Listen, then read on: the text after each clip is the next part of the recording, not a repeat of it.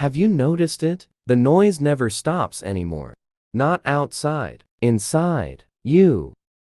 A voice that won't shut up. It judges, compares, replays, predicts until you can't breathe. Here's the brutal truth. An overthinking mind is like dirty water, shaken, clouded, useless. It distorts everything. It lies to you. Only when it becomes still does reality finally appear. This is the story of a man who learned that silence isn't weakness. It's power, and it changed everything. In a quiet town by the hills lived a man named Michael. On the outside he looked disciplined, reliable, successful enough. He owned a small furniture shop, opened at sunrise, closed long after dark. But inside, chaos. His mind was a battlefield: bills, customers, competition, worst-case scenarios that never even happened. He wasn't living, he was surviving his own thoughts. At night, when the world went silent, his mind got louder. He replayed every mistake, every awkward word, every regret.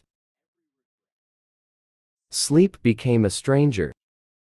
Sometimes, he whispered into the dark, "Just one moment, I just want one moment of silence."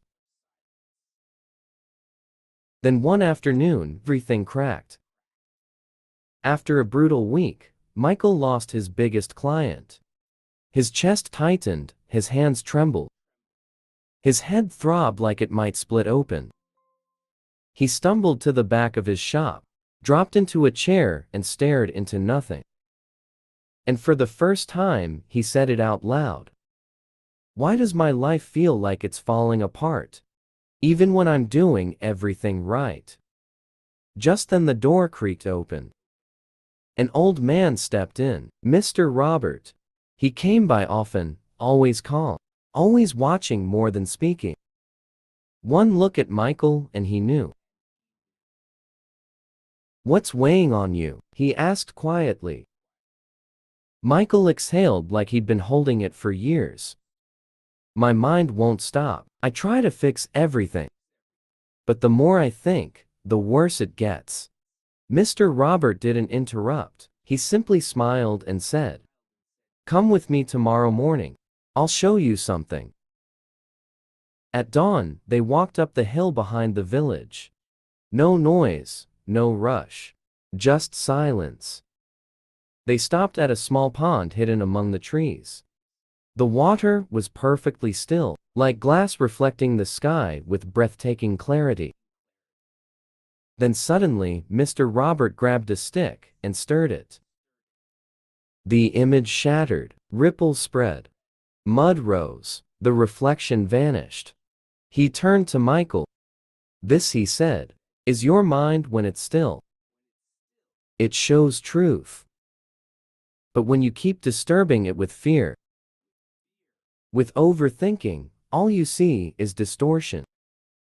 Michael said nothing. He just stood there watching.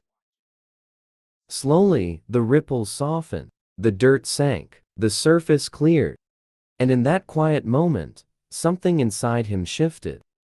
Not loud, not dramatic, but real. From that day on, Michael returned every morning. He sat by the pond. No phone, no thinking, no fixing, just breathing and watching. At first, it felt unbearable. His mind fought back hard.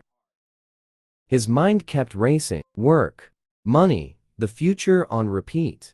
But Mr. Robert had warned him, "Don't wrestle your thoughts. Let them drift like clouds." So Michael stopped fighting. Day after day, something subtle began to change. The noise softened, his mornings felt lighter. His voice slowed, his smile came back. Problems didn't disappear, but his panic did. Then life hit him hard one night. His shop caught fire. Flames tore through everything he had built. People rushed in, expecting to see him broken, desperate, destroyed. But Michael, he was sitting outside. Still quiet, watching the fire. Are you out of your mind? His friend shouted. You've lost everything. Michael looked at the flames, then answered calmly, I lost wood and nails. Not my peace. I can rebuild a shop, but if I lose my mind, I lose everything. That night, people witnessed a different kind of power. Not loud, not physical, unshakable. In the months that followed, Michael rebuilt stronger than before. But more importantly, he was different. He worked with patience, spoke with intention, treated people with a calm they couldn't explain. Soon, people didn't just come for furniture. They came for him. How did you stay so calm when everything burned? They asked. Michael would take them back to the pond, and he'd say, when your mind is still, even chaos reveals the answer. So listen carefully, your thoughts will rise like waves. Life will keep throwing stones into your water. You can't control that, but you can choose this stillness. Because when your mind becomes calm, your truth always finds its way back. A calm mind doesn't mean life gets easier. It means you become stronger than the chaos. Trying to break you peace isn't something you chase. It's already inside you, buried under noise, waiting for silence to uncover it. If this story hits something deep in you, don't ignore it. This might be your moment to slow down, to breathe, to take your mind back. Thank you for being here with Tales with English. If this spoke to you, don't forget to like, share, and subscribe because sometimes one quiet story can silence a loud life.